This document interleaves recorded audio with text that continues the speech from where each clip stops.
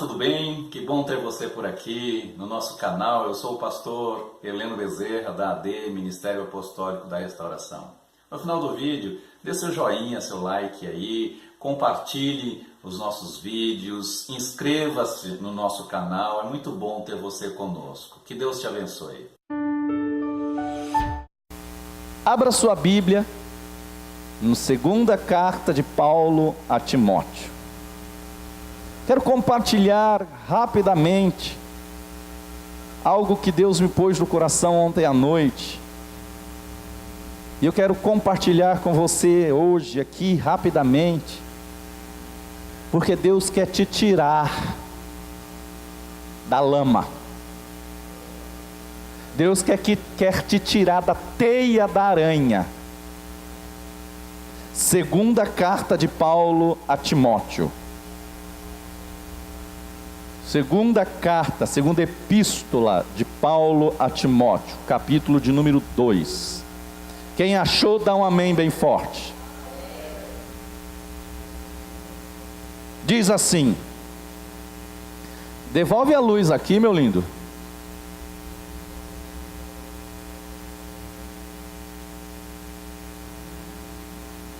Tu, portanto, meu filho, sê forte na graça que há em Cristo Jesus. E as coisas que ouviste de mim entre muitas testemunhas, as mesmas confia a homens fiéis, que sejam capazes de também ensinar, discipular a outros. Tu, portanto, suporta o sofrimento como um bom soldado de Jesus Cristo. Ninguém que milita se embaraça com os negócios desta vida, a fim de agradar àquele que o escolheu para ser soldado. E se um homem também luta pelo domínio, não é coroado se não lutar legalmente. O lavrador que trabalha deve ser o primeiro a participar dos frutos. Considera o que digo, porque o Senhor te dará entendimento em todas as coisas. Paulo chega a Timóteo e num conselho sobre perseverança, num conselho sobre permanência, sobre confiança, exortando Timóteo, estimulando-o na sua fé, Paulo vai filosofar sobre três personagens que na verdade são um mesmo: o Pai, o Filho e o Espírito Santo, que na verdade é uma metáfora do próprio ser humano, espírito, alma e corpo. E ele pega essa trilogia e vai dizer para Timóteo: Timóteo, presta atenção. O soldado, quando ele é arregimentado, quando ele é alistado, ele não pode, e o verdadeiro soldado, ele não retrocede. É que na nossa cabeça, século 21, a gente às vezes não compreende o contexto, porque um soldado, ele não era necessariamente convocado a ser soldado, ele queria ser soldado. Ser soldado era ser um homem de honra, era ser um homem brilhante no meio da sociedade, era um homem sendo reconhecido como valente, e não como aquele frozô que ficou em casa, que tem medo dos enfrentamentos da vida. É aquele que espera as vitórias vinda a partir de outros, mas nunca se empenhou em ter vitórias, em ser ator no campo das vitórias. E Paulo está dizendo: Timóteo, Você, Timóteo, é um homem brilhante. Timóteo, você é um homem nobre, porque você se alistou, porque você é arregimentado, e nesse regimento você foi aceito, porque você é valoroso. Mas Timóteo, lembra de uma coisa: quando alguém é aceito no alistamento, ele não é mais propriedade sua, ele é propriedade do governo.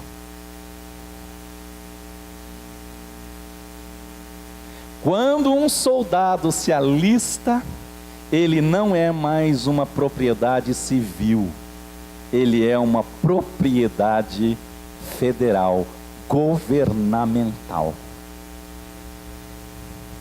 Primeira coisinha que você deve já botar na sua cabecinha: você foi arregimentado pelo capitão dos capitães.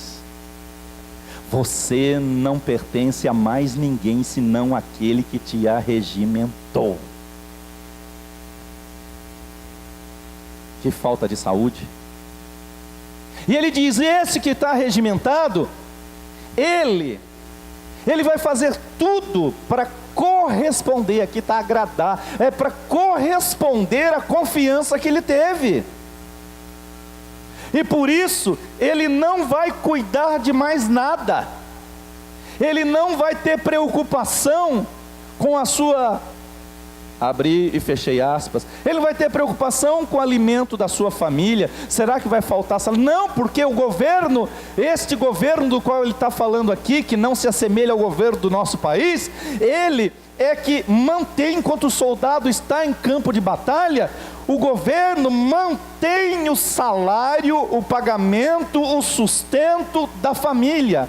Ele está dizendo: enquanto o soldado está em campo de batalha, o governo está cuidando dos seus, nada vai faltar para os seus. Quem está entendendo, diga amém. Aquele que está regimentado tem a garantia do salário. Tem alguém aí? Então Paulo está ensinando a Timóteo e eu a você, que quando você está verdadeiramente empenhado nessa batalha, quando você se entrega, se arregimenta, quando você se alista no exército de Deus, sabe o que acontece? O teu salário está garantido. O zelo, o cuidado, a responsabilidade do governo espiritual te garante. Mas o soldado, quando ele está ao mesmo tempo alistado, mas ele fica fazendo bico. Quantos aqui? Eu tenho o Carlão aqui, que foi milica. Tem muito policial que, por causa da necessidade, diga necessidade, por causa da irresponsabilidade do governo do nosso tempo, soldado que ele trabalha e faz o bico. É isso, Carlão? Faz bico. Ele vai trabalhar à noite, sendo leão de chácara em boates, casas noturnas, casas de jogos e assim por diante. Ele vai fazer negócios e muitas vezes escusos. O que é que Paulo está dizendo? Timóteo, quando um soldado está regimentado, Timóteo, ele não pode se empenhar em outros ofícios. Ele tem que buscar corresponder à confiança daquele que arregimentou, porque aquele que o arregimentou o garante a vida e de toda a sua casa. Você está entendendo que a sua preocupação é inútil? Quando você está embaraçado com as suas preocupações, você está sendo esse que Paulo fala para Timóteo não ser. Quando você está desesperado, querendo arrumar uma maneira de suprir a falta daquilo que você não conquistou, que você não tem, sabe o que está acontecendo? Você está dizendo que aquele que te arregimentou é mentiroso, é infiel, é injusto. Você está me entendendo? O soldado, quando está na guerra, às vezes A guerra está tão brava que ele não tem tempo para comer. Então ele vai passar fome. A guerra pode estar tão brava que ele não vai ter tempo para pegar um cantil e beber água. A guerra pode estar tão brava que ele está com o pé machucado, mas está lá, ó, ralando dentro da bota. Ele está tão cansado, mas ele não pode dormir, porque o inimigo está ali esperando um vacilo.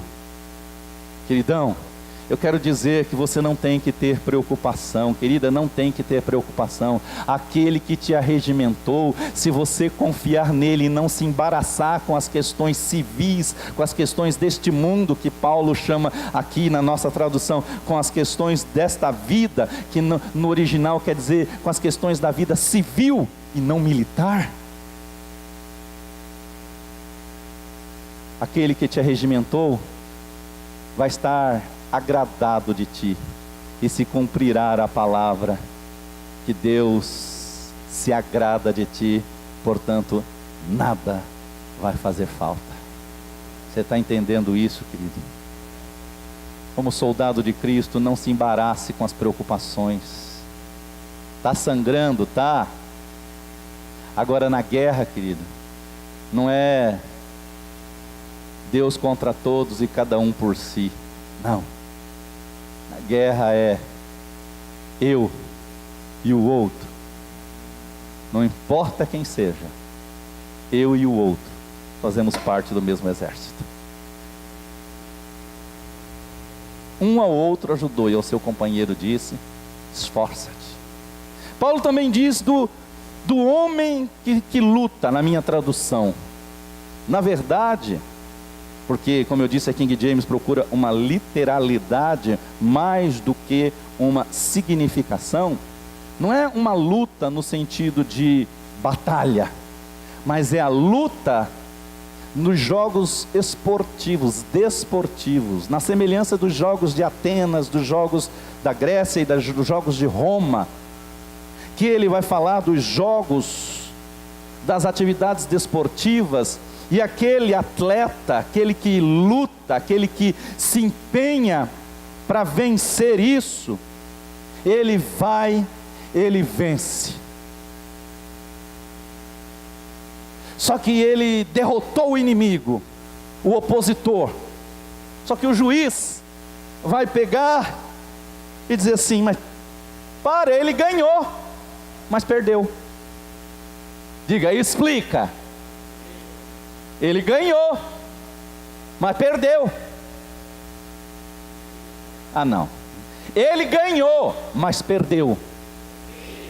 Agora eu explico. Paulo está dizendo, ó, aquele que luta, aquele atleta que se esforça, ele não receberá a coroa. Era uma coroa feita de ramos, que estragava com 2, 3 dias. Mas era o símbolo do vencedor, era posto sobre a cabeça do vencedor, e ele era honrado. Mas o cara lutou, combateu, ele se esforçou. Sabe o que é que aconteceu? Ganhou, mas perdeu. Paulo está dizendo, Timóteo, não será coroado o vencedor se não lutar segundo as regras.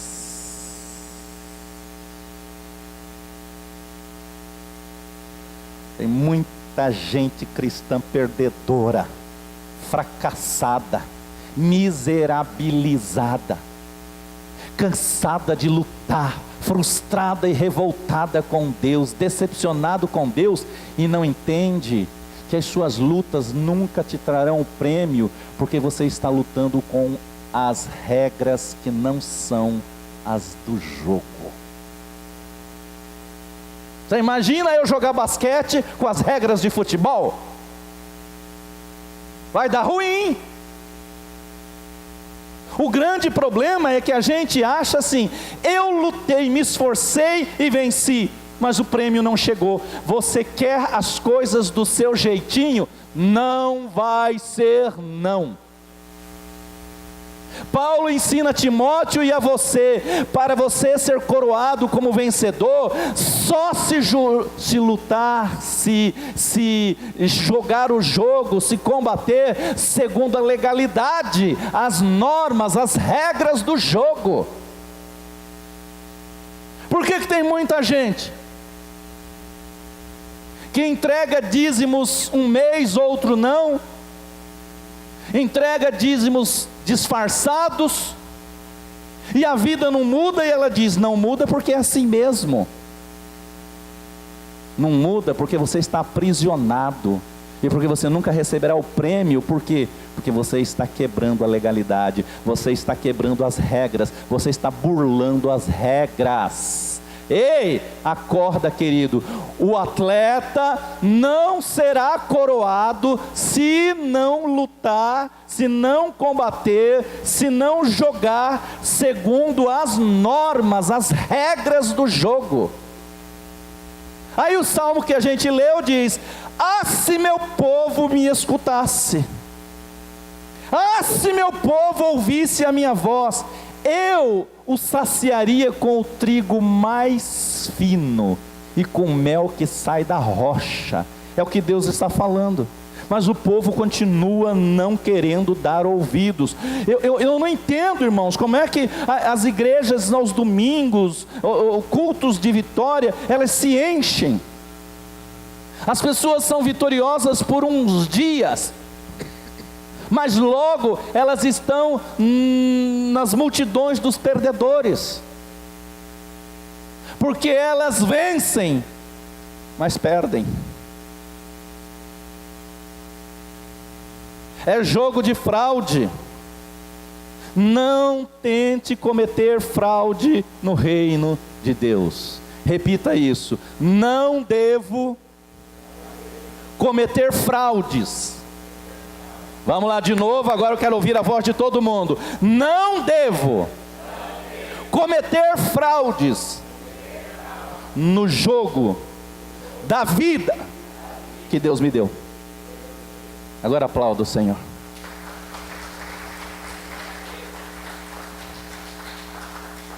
Não adianta você dar uma burladinha, querido. E o brasileiro tem uma maldição, que eu repreendo em nome de Jesus. É aquele velho ditado do dar um jeitinho em tudo. Ah, vai lá, fala com ele, quem sabe ele dá um jeitinho. E muitos pastores se sentem obrigados às vezes a dar um jeitinho na vida do irmão, porque não pode chegar e falar abertamente, porque são o quê? Mimimis. Estão acostumados à fraude e querem que Deus faça o seu jogo, o jogo das fraudes, dos quebra-regras. Diga para alguém do teu lado: não quebre as regras. Diga: não quebre as regras. Quem está entendendo, diga amém. A tua vitória, querido, ela repousa à tua porta. Um dia, Deus falou para o rapaz Caim.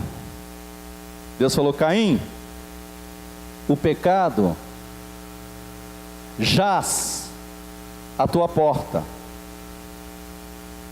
convém a ti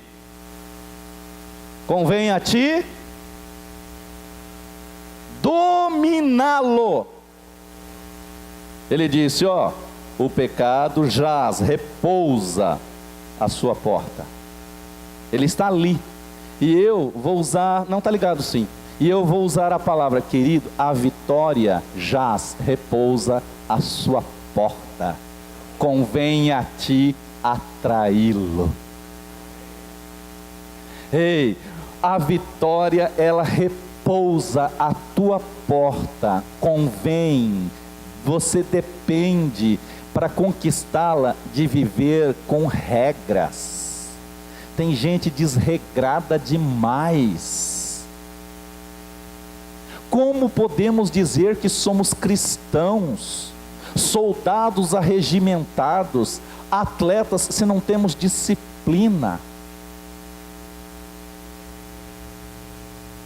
Eu estava assistindo há um tempo atrás, aquelas meninas que fazem ginástica rítmica, ginástica olímpica. Eu estava vendo as bailarinas e as dançarinas, ginástica aquática, como é que chama aquilo? Aquela ginástica que aquelas japonesas sempre ganham, que tem que ter sincronia, que tem 2 anos de idade, a menina fazendo exercício físico e chorando, e o instrutor não vai parar.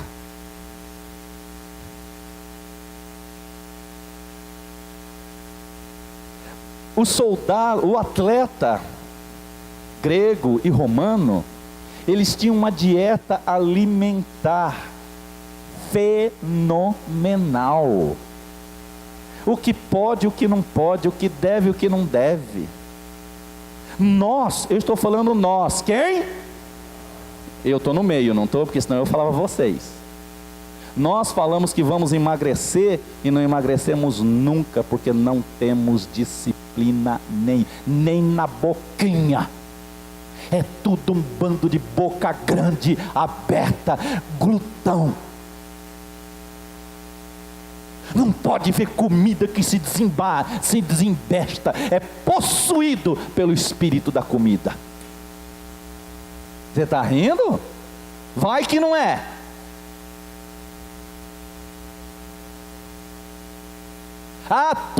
Eu vou deixar para depois do Natal, eu vou deixar. Gente, faz 25 natais que você diz que vai depois do Natal, vai começar uma dieta. Toma vergonha na cara.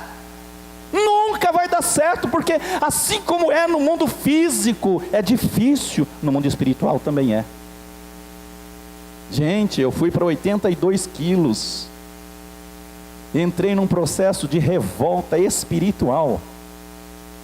Eu amaldiçoei a balança em casa, falei palavrão gospel, incircuncisa, mudei a balança em 4 cantos, até de piso, para dizer não, é a balança que sai a 82 quilos. Eu falei alto lá, em nome de Jesus eu repreendo isso.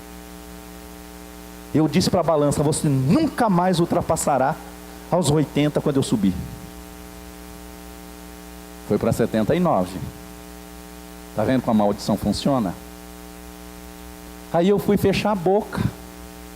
Calcule. Pensa que foi fácil? Para perder 2, 3 quilos.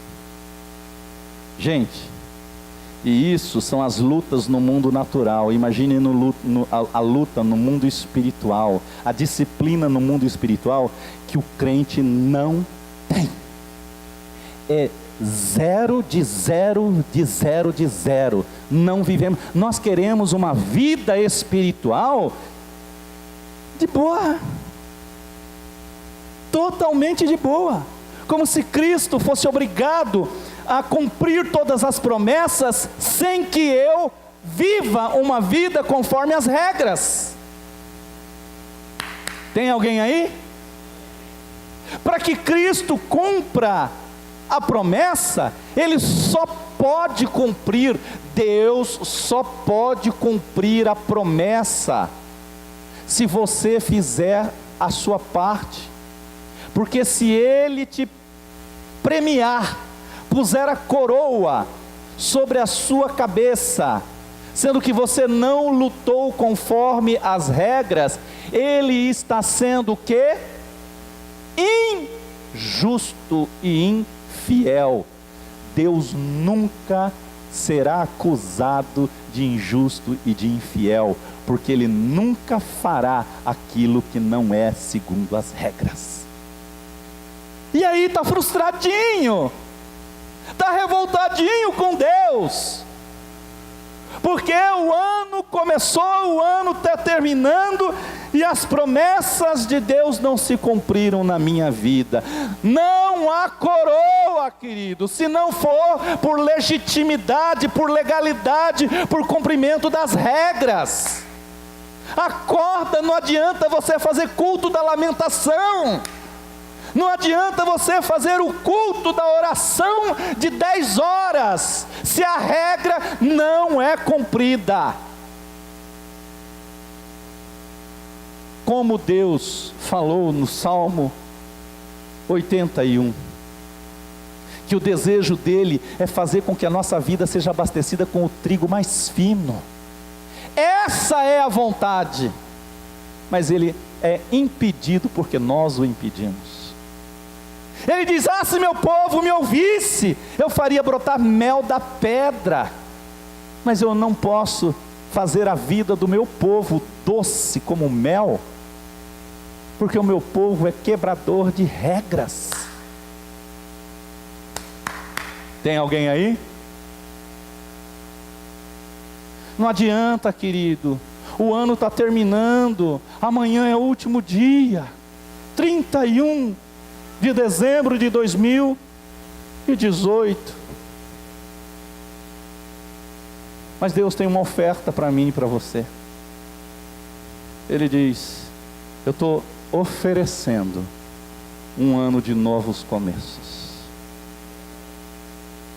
Deus está dizendo para você, é para você. Não, pastor, se aquele irmão, aquela irmã daqui da igreja tivesse vindo hoje, essa palavra era para ele. Não, é para você que está aqui.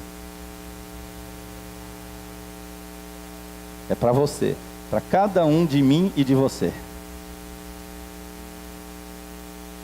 Deus quer suprir tua vida com o trigo mais fino, com o melhor.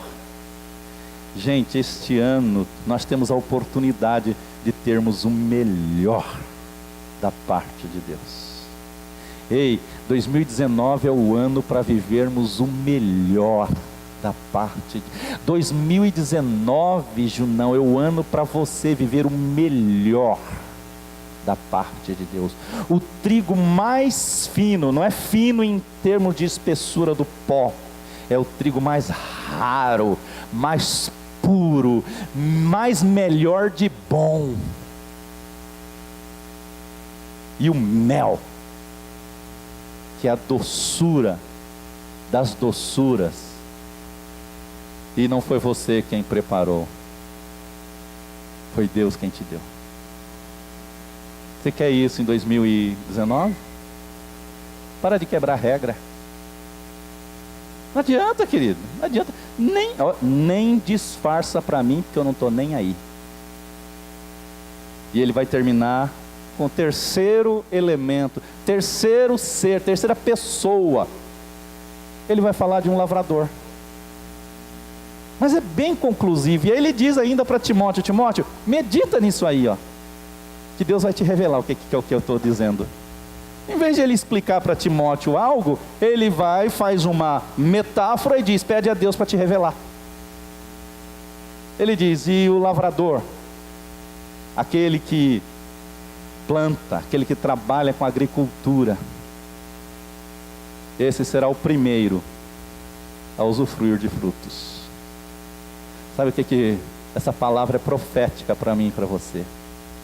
O seu trabalho vai fazer com que você, é o que trabalha, é o agricultor, é o lavrador, vai ser o primeiro a usufruir de frutos. Sabe, Paulo está profeticamente nos dizendo, é uma palavra profética para mim e para você, já tem fruto garantido para 2019. Já tem fruto garantido para 2019, e você vai ser um dos primeiros. Ei, você é dos primeiros que vai ter fruto nas mãos em 2019. Mas não é para quem quer. É para quem primeiro não se embaraça com aquilo que não está previsto para sua função. É para aquele que não burla as regras.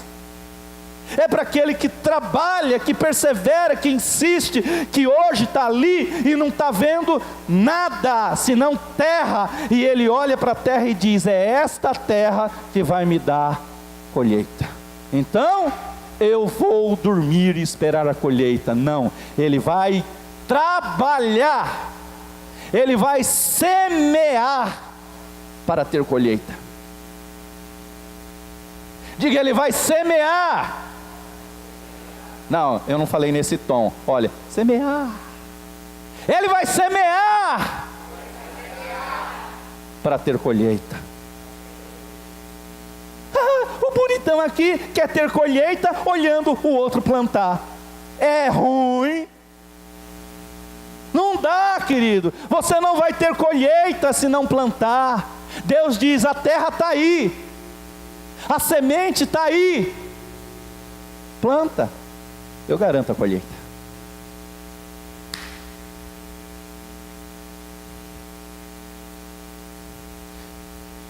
O trabalhador será o primeiro. Ei, 2018 passou e muitas coisas do que nós queríamos em 2018 não atingimos. 2019 nós vamos atingir. Querido, eu tenho que dar uma guinada de 360 graus em 2019. Eu tenho que dar uma guinada. A igreja vai mudar em alguns aspectos, porque eu não posso esperar vitória, eu não posso esperar uma nova colheita da semente que já apodreceu embaixo da terra. Eu não posso esperar resultados novos com as mesmas atitudes. 2019 está aí, querido. Eu vejo um futuro para mim e para você. Mas a igreja precisa se unir mais no propósito da igreja.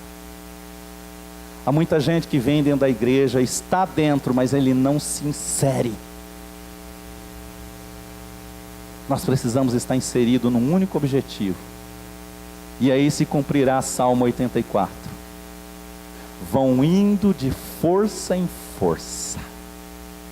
Vão indo de força em força.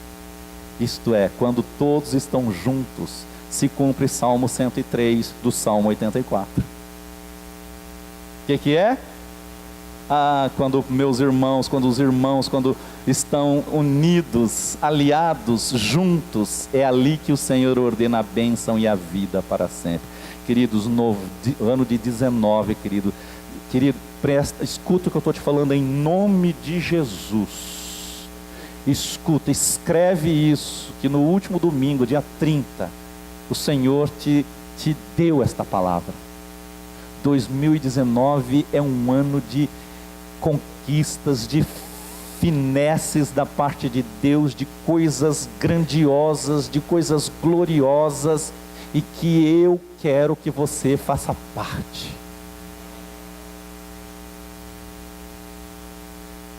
Eu quero, mas eu não posso te obrigar. Eu queria pegar uns aí como animalzinho, né, amarrar assim e arrastar, mas nem Jesus fez isso. Jesus não fez, eu não posso fazer. Se ele tivesse feito, eu faria também. Ele disse: sede meus imitadores. Mas ele não fez. Ele diz: quem quiser vir, venha. Ele diz: quem está comigo só ajunta. Quem não está comigo só vai espalhar. E aquele que não está comigo vai espalhar. Eu quero só o que ajunta. Quem está entendendo, diga amém. 2019 é um ano para nós vivermos com propósitos. Amém? É um ano para vivermos com propósitos. Nós vamos estabelecer propósitos em 2019. Propósitos. E vamos fazer conquistas e mais conquistas. Conquistas e mais conquistas. E aí se cumprirá o Salmo 127. Que voltarão com as mãos cheias. Você crê nisso? Então, você não pode se embaraçar. É ficar com o pé em duas canoas. Eu estou no exército, mas quero ter uma vida de civil. Eu estou na igreja, mas quero ter uma vida de quem não é de igreja. Eu quero ter cargo na igreja, mas não quero ter as responsabilidades de quem tem cargo na igreja. Não dá. Paulo está dizendo, não dá. O arregimentado, ele não pode ficar embaraçado.